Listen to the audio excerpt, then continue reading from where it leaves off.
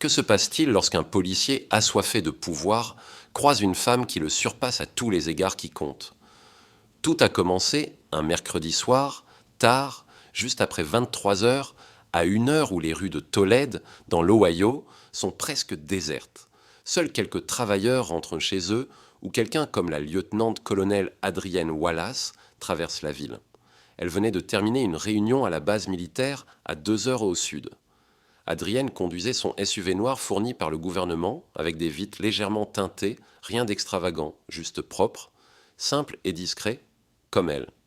Elle roulait depuis un moment, fredonnant doucement au rythme des pneus sur la route, déjà concentrée sur son retour chez elle. Elle ne roulait pas vite, ne zigzaguait pas, ne faisait rien de répréhensible. Mais le sergent Daniel Mercer voyait les choses autrement. Posté près de l'avenue Reynolds, il sirotait un café tiède tout en consultant son téléphone, s'ennuyant. Sa garde était calme, sans appel, sans action. Puis une voiture inconnue passa. Il jeta son gobelet, alluma ses gyrophares, et avant qu'Adrienne ne puisse réagir, sa voiture de patrouille enquêtait derrière elle. Elle ralentit et se rangea sur le côté, calme et maîtrisée, comme son entraînement le lui avait appris. Et la portière de la voiture de police claqua. Dans son rétroviseur, elle vit un homme grand s'approcher, une main sur son holster, une lampe torche dans l'autre. Il ne s'arrêta pas côté passager, mais directement à sa fenêtre. « Permis et carte grise », lança-t-il sans saluer. Adrienne garda ses mains visibles, baissa la vitre à moitié. « Monsieur l'agent, puis-je savoir pourquoi vous m'arrêtez ?» Mercer braqua sa lampe sur son visage. « Vous zigzaguiez entre les voies, sans clignotant. On dirait que vous avez bu. » Elle haussa un sourcil. « Ce n'est pas le cas. Permis et carte grise, » répéta-t-il plus fort. Adrienne n'insista pas. Elle sortit lentement ses documents du vide-poche et en les tendant précisa « C'est un véhicule gouvernemental, je suis employé fédéral. » Mercer jeta un œil à sa carte. « Militaire, hein ?» ricana-t-il. « Ça ne vous place pas au-dessus des lois. »« Je n'ai jamais dit ça, » répondit-elle. Sa voix se durcit. « Sortez du véhicule. » Adrienne cligna des yeux. « Pardon ? Sortez, je fais un test de sobriété. » Elle serra la mâchoire mais resta calme. « Sur quelle base ? J'ai coopéré, je n'ai pas bu. Je veux une explication. » Mercer s'approche. « Maintenant, vous refusez un ordre légal. » Adrienne ne broncha pas. « Non, je demande une explication. » Ça ne lui plaisait pas. Il ouvrit la portière lui-même. « Sortez maintenant !» C'est alors qu'elle activa discrètement la caméra de son téléphone et commença à enregistrer. « Juste pour être clair, cette conversation est filmée, » dit-elle. Les yeux de Mercer se posèrent sur le téléphone. Une hésitation traversa son visage, mais il ne recula pas. « Dehors, maintenant !» Adrienne sortit, se tenant droite, pas agressive mais ferme. Elle ne cria pas, ne résista pas, mais sa confiance était évidente, même en civil. Mercer l'observa et pour la première fois, une petite voix dans sa tête murmura « À qui ai-je affaire ?» Mais son orgueil parla plus fort. Il lui fit marcher en ligne droite sous les lampadaires, comme si elle était une conductrice ivre un soir de week-end. Elle réussit parfaitement, sans bafouiller, sans trébucher, sans hésiter. Pourtant, il lui dressa une contravention pour non-respect des voies. Adrienne prit le papier sans un mot, juste un regard, puis remonta dans sa voiture et partit. Mais Mercer ignorait que cette contravention allait finir devant un tribunal et tout changer. Si cette histoire vous captive, abonnez-vous à la capsule temporelle, mettez un pouce bleu et laissez un commentaire pour partager vos impressions. La version du sergent Daniel Mercer n'était pas un novice. 15 ans dans la police l'avaient endurci. Il avait géré des bagarres de rue, des accidents de voiture et s'était forgé une réputation qui faisait se raidir les nouvelles recrues à son arrivée. Et il aimait ça. Il ne posait pas de questions, il donnait des ordres. Pour lui, l'insigne signifiait contrôle, autorité absolue. Peu importait qu'il s'agisse d'un ado insolent ou d'un conducteur trop curieux, Mercer ne reculait jamais et ne s'excusait jamais. Son commissariat savait qui il était, un flic qui remplissait ses rapports, arrivait à l'heure et n'hésitait jamais. Mais on connaissait aussi son ton cassant et son tempérament explosif. Personne ne le défiait jusqu'à cette nuit-là. De retour au poste, il mentionna à peine l'incident.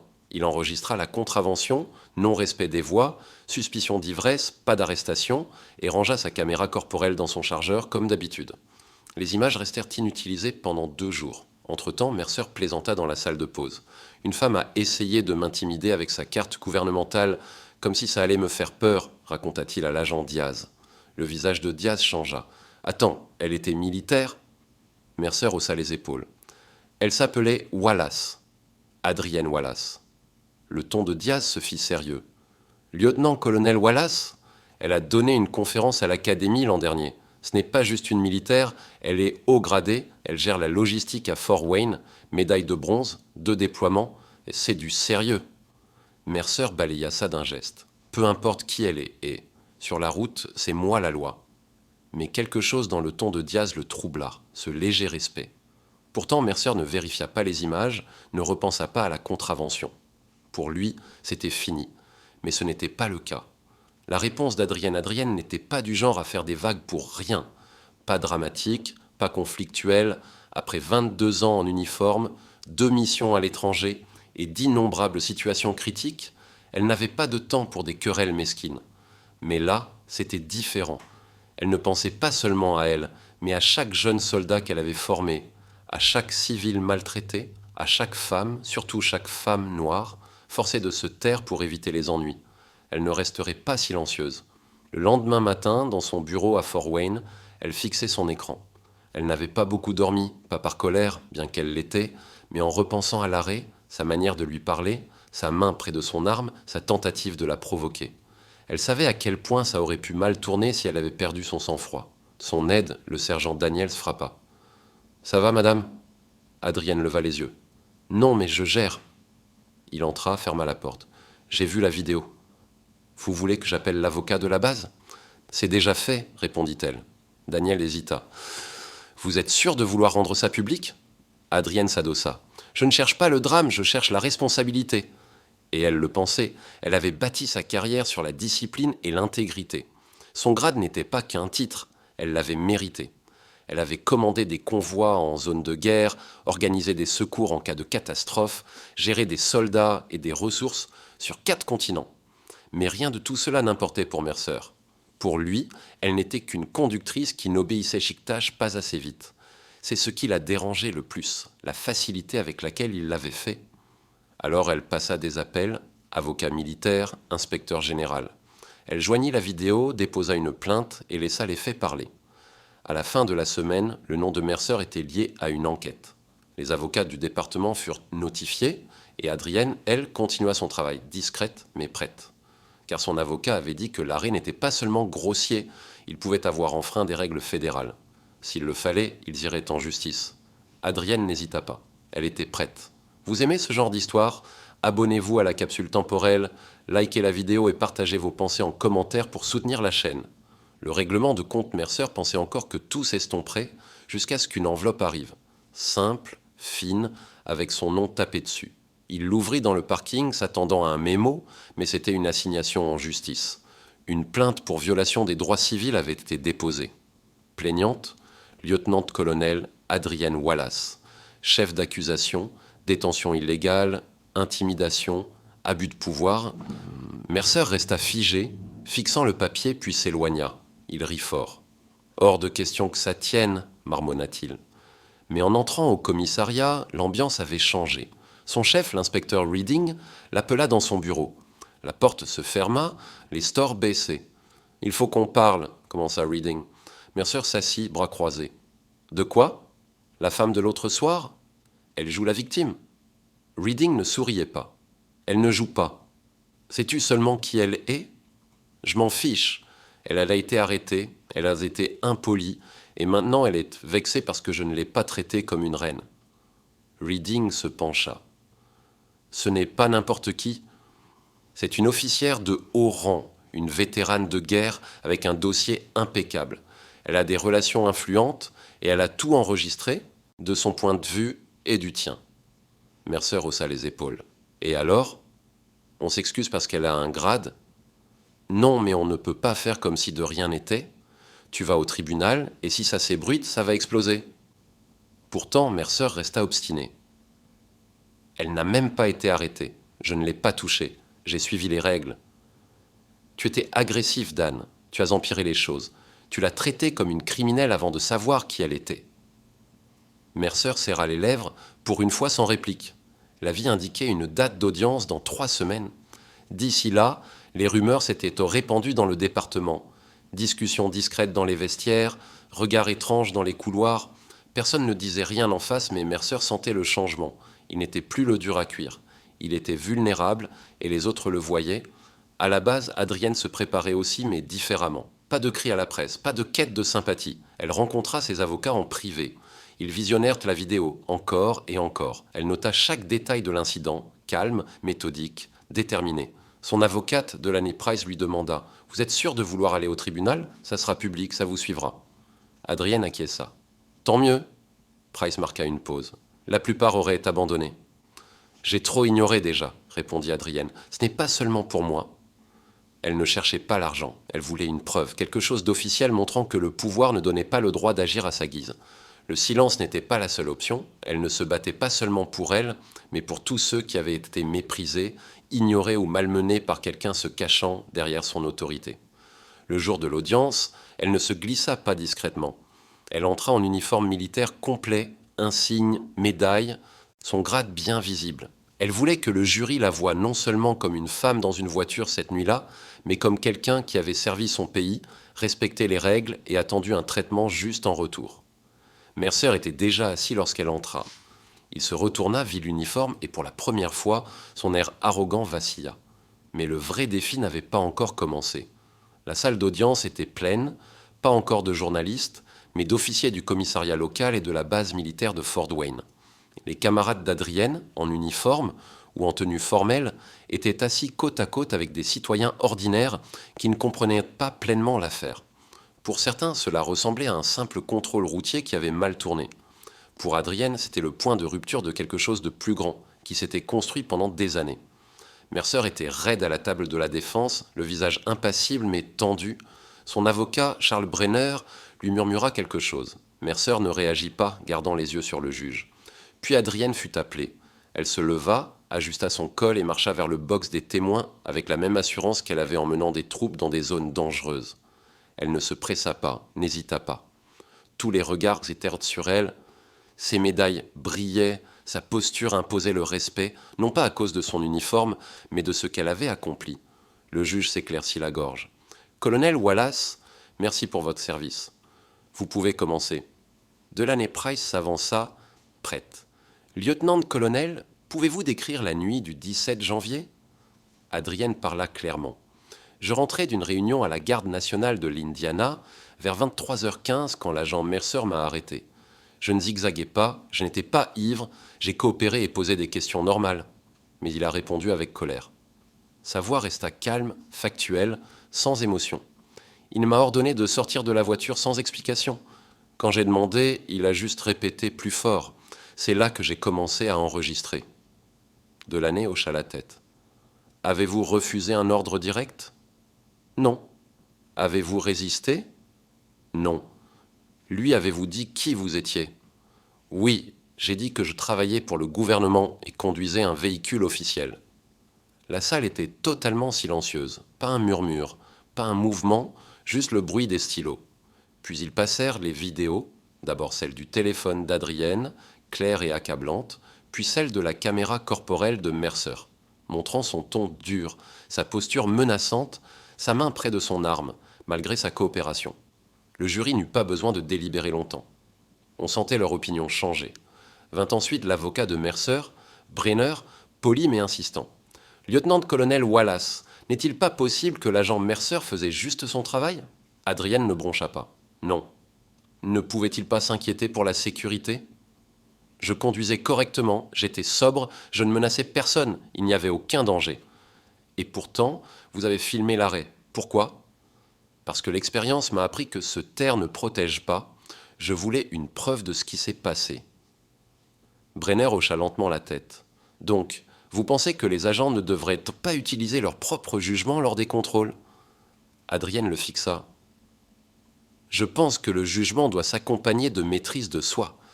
Cet insigne n'est pas un permis de faire ce qu'on veut, c'est une responsabilité. » Même le juge marqua une pause, puis ce fut au tour de Mercer. Il ne témoigna pas, se contentant de regarder les vidéos repassées, seconde par seconde, chaque mot dur, chaque regard, chaque fois qu'il la traita comme insignifiante. Le procureur demanda « Sergent Mercer, pourquoi lui avoir ordonné de sortir de la voiture ?» Mercer se crispa. Elle semblait suspecte. Vous a-t-elle désobéi? Elle m'a questionné. Est-ce illégal? Mercer marqua une pause. Non. A-t-elle crié? Vous a-t-elle menacé? Non. Alors pourquoi aggraver la situation? Pas de réponse. Sergent Mercer, saviez-vous qu'elle était lieutenant-colonel? Pas à ce moment-là. Et si vous l'aviez su? La voix de Mercer s'abaissa. J'aurais peut-être agi différemment. La salle se figea. Ce n'était pas une excuse, mais la vérité perçait. Cette nuit-là, Mercer n'avait pas vu une personne, mais quelqu'un qui n'obéissait pas assez vite, qui n'agissait pas comme il le voulait. Maintenant, avec son grade visible et la salle entière témoin, tout le monde comprenait. Mais le procès n'était pas fini. Le jury devait encore décider de la sanction. 3 jours plus tard, ils rendirent leur verdict. La salle était plus calme, sans uniforme, sans officier supplémentaire, juste Adrienne, son avocate et quelques curieux. Mercer était assis avec son avocat, essayant de rester impassible, mais sa mâchoire se crispait légèrement. La juge Cynthia Morales balaya la salle du regard. Dans l'affaire Wallace contre Mercer, le jury statue en faveur de la plaignante. Mercer bougea légèrement. Adrienne resta immobile. La Cour juge que le sergent Mercer a violé les droits constitutionnels lors d'un contrôle illégal. Ses actions n'ont respecté ni les règles du département ni les normes professionnelles de base. Pas d'applaudissements, pas de murmures, juste le silence pesant de la justice rendue. L'avocat de Mercer se pencha et murmura « Nous ferons appel ». Mais même lui semblait incertain. La juge poursuivit « Aucune charge pénale ne sera retenue pour l'instant, mais la victime recevra 35 000 $ d'indemnisation. Ce jugement restera dans les archives publiques à jamais et sera transmis au ministère de la Justice et au département de police de Tolède pour examen et révision des politiques. » Adrienne ne sourit pas, ne jubila pas, ne montra pas d'excitation. Elle fit un simple hochement de tête, pas pour le juge ni le jury, mais pour elle-même. Elle avait accompli ce qu'elle voulait. Après le procès, Mercer resta dehors, faisant les 100 pas près des marches du tribunal. Quelques journalistes locaux étaient arrivés, pas une foule, mais assez pour qu'il baisse la tête et cache son visage derrière un dossier, alors que les flashs crépitaient. Il resta silencieux, sans commentaire et partit en voiture. À l'intérieur, Adrienne s'arrêta dans le couloir, vérifia son téléphone et vit le message « Vous avez gagné. Affaire close ». Son avocate la rejoignit. « Vous auriez pu demander plus d'argent ?» Adrienne secoua la tête. « Ce n'était pas pour l'argent. » Delaney l'observa. « Pensez-vous que ça changera quelque chose ?» Adrienne regarda les portes vitrées. « Je ne sais pas, mais peut-être que la prochaine fois qu'il arrêtera quelqu'un, il hésitera. » Une semaine plus tard, Mercer fut suspendu pendant l'examen de l'affaire par la police. Certains murmuraient qu'il pourrait être muté, d'autres que sa carrière était finie. Quoi qu'il en soit, la protection qu'il avait jadis était fissurée et tout le monde le voyait. À Fort Wayne, Adrienne reprit son travail comme si de rien n'était. Elle ne voulait ni être vue comme une héroïne, ni donner d'interview. Elle avait des tâches à accomplir, des gens à former, des missions à diriger, des devoirs à remplir. Mais au sein de son équipe, la leçon était claire, il n'est pas toujours nécessaire de crier pour gagner le respect, ni de s'effondrer pour prouver qu'on a été blessé. Parfois, rester calme dit plus que la colère ne le pourrait jamais. Même avec la décision du tribunal en sa faveur, Adrienne savait que la bataille n'était pas terminée, car tenir quelqu'un responsable ne se limite pas à une punition, mais à ce qui suit. Si cette vidéo vous a touché, abonnez-vous à la capsule temporelle, mettez un like et laissez un commentaire pour nous dire ce que vous en pensez. Épilogue, une leçon durable. 2 mois plus tard, Adrienne se tenait devant une salle de nouvelles recrues à Fort Wayne. La plupart portaient de l'uniforme depuis quelques semaines seulement, jeunes, enthousiastes, prêts à servir.